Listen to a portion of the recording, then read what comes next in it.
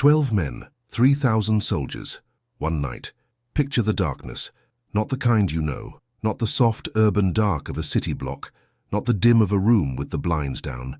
Picture the kind of darkness that swallows men whole. The Sierra Madre Mountains in deep winter. The air sharp enough to cut skin. The ground hard as iron. And somewhere in it, invisible, soundless, impossible, 12 human beings are moving. The soldiers can't find them. Not because the soldiers aren't good. They are. Some of the best trackers in the US Army are out there tonight. Dogs, lanterns, scouts from rival tribes. The full machinery of a military operation authorized by the government of the United States of America. And still, nothing. This is not a story about luck. It's not a story about running away. It's a story about knowledge, the kind of knowledge that takes generations to build and that no army in the world, no matter how large, can purchase, steal, or manufacture in time. The year is 1885. The man at the center of this story is a leader named Geronimo, Goyawe in his own language, which translates simply as the one who yawns. But there is nothing sleepy about what he and his warriors are about to do. What happened in those mountains that night is still studied, still debated, and in some circles, still not fully explained. To understand what 12 men were up against, you have to understand the scale of what was hunting them. The United States government had committed more than 5,000 soldiers to the Southwest by the mid-1880s. Of those, at any given moment, over 3,000 were deployed specifically in pursuit of one band, Geronimo's Chiricahua Apaches. At the peak of the campaign, this meant that roughly one-third of the entire active U.S. Army was dedicated to hunting a group that, at its largest, numbered fewer than 40 fighting-age men. Think about that ratio for a moment. Not 40,000. Not 4,000. 40. One-third of the United States military for 40 men. That number is not a mistake. That number is a confession. It is the government admitting in budget lines and deployment orders that they had encountered something they did not understand and could not control. The man coordinating this effort was General George Crook, later replaced by General Nelson Miles, after Crook's methods proved too unconventional for Washington's comfort. Miles was a different kind of officer. Aggressive, political. He wanted a decisive victory.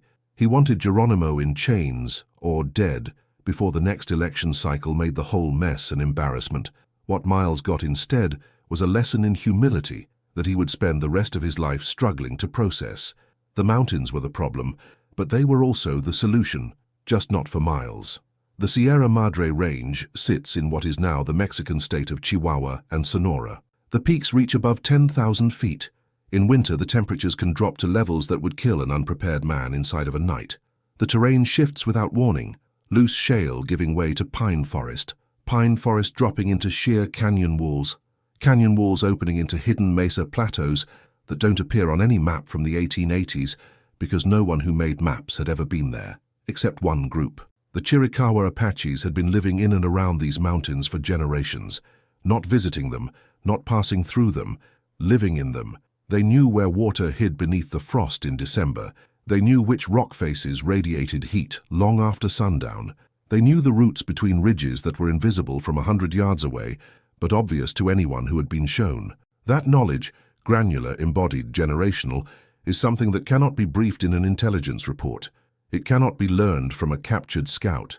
It lives in the body, in the feet, in the ears.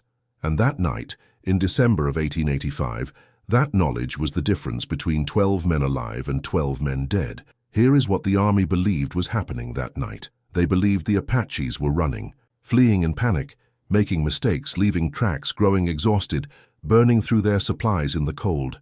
Every counterinsurgency doctrine of the era was built on a simple premise: apply enough pressure, maintain enough speed, and eventually the enemy collapses. Attrition, exhaustion, despair.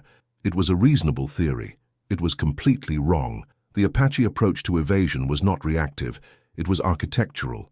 Geronimo and his war leaders had spent months, not days, not weeks, months, studying every potential escape route from their mountain strongholds. They had built what modern military strategists would call layered redundancy into their movement planning. Multiple routes, multiple caches of food and water, multiple rendezvous points if a group was split. When the army moved, Geronimo's people didn't run. They relocated.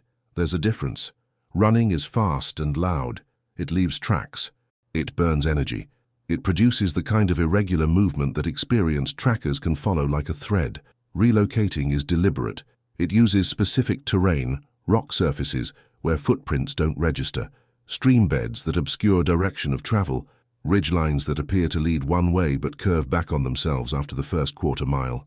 The 12 warriors who disappeared that December night were not moving as a group. This is crucial.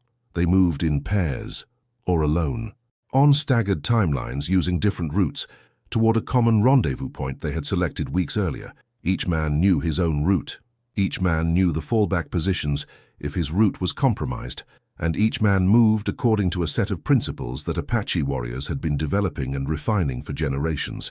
Principle 1. Move with the wind, not against it. The dogs the army used, and they used many, rotating them to prevent fatigue, track by scent. The Apache warriors knew this. They positioned their movement so that prevailing winds carried their scent away from the direction they were traveling. In practical terms, this meant moving in directions that felt counterintuitive, not straight toward safety, but angled, sometimes even briefly back toward the soldiers, before curving around and away. This isn't folk wisdom. This is a sophisticated understanding of atmospheric mechanics that Western military doctrine wouldn't formally codify until the 20th century. Principle 2. Cold is not the enemy. Cold is camouflage. The temperatures that night were brutal, below freezing before midnight, ice forming on the exposed rock faces, a detail that would have forced most military units to make camp. You don't move men through that terrain at night in that cold without casualties. The Apaches moved anyway, not because they were somehow immune to cold, but because they had spent their entire lives in these conditions and had developed physiological and practical adaptations that made it survivable. They moved at a steady pace, not fast enough to sweat, which would mean wet clothing and rapid heat loss, but not slow enough to let body heat drop. This is a specific skill. Walking the thermal line in sub-freezing temperatures for hours requires training, awareness, and practice. The soldiers, meanwhile, made camp because they had to. Principle 3. Silence is not the absence of sound. It is the replacement of sound. This is the part that gets overlooked. Silence in the mountains at night is not absolute. It's a texture. Wind, settling rock, the movement of animals, the sound of water under ice. A skilled tracker doesn't listen for total silence. They listen for sounds that don't belong to the pattern. The Apache warriors didn't try to move in total silence. That's nearly impossible on frozen ground. Instead, they moved in rhythms that matched the ambient sound of the environment. Footfalls timed to gusts of wind, pauses when the background sound dropped. Movement that fit the acoustic pattern of the mountain rather than interrupting it. The army's trackers were listening for the wrong thing. It's easy at this distance to discuss all of this as strategy, as technique, as a fascinating intellectual puzzle, but there were human beings inside those mountains. 12 men, their names largely lost to history because the history of this period was written by the people who were chasing them. Men who were exhausted, men who were cold in ways that went beyond temperature, cold with grief because the world they had grown up in was being systematically dismantled around them. Men who had already lost family members to disease, to war, to relocation. Men who understood with crystalline clarity that if they were captured tonight, the life that remained possible for them would be one of confinement, of display, of an existence reduced to something that rhymed with the word prisoner in ways that would never quite end. Geronimo himself was in his mid-50s by this point. He had been fighting this war, not just the 1885 campaign, but its predecessors, its echoes, the accumulated decades of conflict, since the early 1850s, when a Mexican military force had massacred his wife, his mother, and 3 of his children at a place near the Llanos River. He had not stopped fighting since that day. Think about what that means for a moment. Think about the psychological weight of that. 3 decades of sustained resistance. 3 decades of watching the world narrow around you, the territory shrink, the population dwindle. 3 decades of adaptation, of improvisation, of finding new routes through mountains that seemed to grow smaller every year as the maps grew more accurate and the telegraph lines pushed further west. What keeps a person moving under that weight? It's not a simple answer. It's never a simple answer when you're talking about the deepest human capacity for endurance. Part of it is obligation to the people still alive, to the children who would inherit whatever world was left after this. Part of it is identity, The Chiricahua were not a people who conceptualized surrender as a sustainable condition. Part of it is something harder to name, the way that expertise becomes its own sustaining force. These men were good at this. They were extraordinary at this. And in extremis, competence becomes a kind of faith. The soldiers who were searching for them that night were not villains. Most of them were ordinary men doing an ordinary job, or what they had been told was an ordinary job. Many of them respected the people they were chasing, in the way that opponents sometimes develop respect for an enemy they cannot defeat. General Crook, before he was relieved, had written dispatches that came close to admiration. He understood, at least partly, that what he was dealing with was not an obstacle to be overcome, but a people with a fully developed civilization, a sophisticated military culture, and a relationship to this specific landscape that no amount of funding or firepower could replicate. That understanding didn't save anyone, but it was honest. At some point in the pre-dawn hours of that night, the Army's tracking operation collapsed. Not because of a single mistake, not because of a tactical error that could be reviewed later and corrected. It collapsed because the fundamental assumptions underlying the operation were wrong, and the mountains revealed those assumptions with the cold efficiency of a field test. The trackers had been following what they believed were signs of the group's movement: scuff marks on frost, the disturbed line of snow along a rock ledge, a single pressed leaf in a hollow. Classic signs, textbook signs. What they were following was a decoy pattern. This is not speculation. Apache military doctrine, as reconstructed by historians from both oral accounts and Army after-action reports, explicitly included the creation of false trails. A warrior would split from the group, leave deliberate but subtle signs of movement in one direction, enough to engage experienced trackers, enough to seem genuine, and then double back to the true route on ground that left no trace. The soldiers followed the decoy for hours.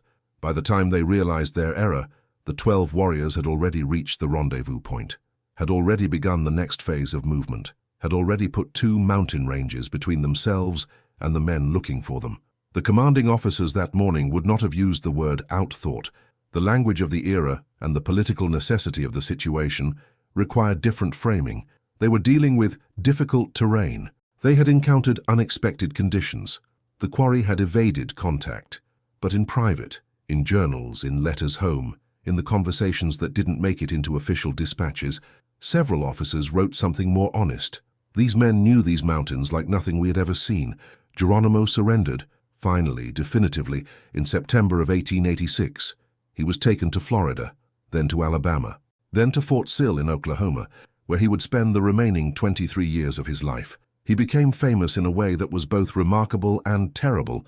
His image reproduced on postcards, his name borrowed by football teams and paratroopers jumping from planes. The specificity of his actual life flattened into a symbol that meant something to the people using it and something entirely different to the people he had come from. He died of pneumonia in 1909, at 80 years old, a prisoner of war. He had never been allowed to return to his homeland.